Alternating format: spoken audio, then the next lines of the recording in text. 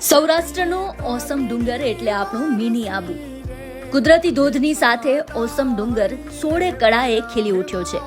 ઓસમ ડુંગર માત્ર એક કુદરતી જગ્યા જ નથી, પણ મહાભારત સાથેનું સ્મરણ પણ છે. અહીં જે પાંડવોના વનવાસ સમયને સ્મરણ કરાવતું શ્રી ટપકેશ્વર મહાદેવ મંદિર, જ્યાં આજે પણ પાણી ટપકે છે. અને હા, અહીંયા ભીમની થાળી પણ આવેલી છે, જ્યાં પાંડવો ભોજન કરતા હતા એવી લોકમાન્યતા છે. ઐતિહાસિક ઓસમ પર્વત પર મહાભારત વખતના અનેક અવશેષ મોજૂદ છે.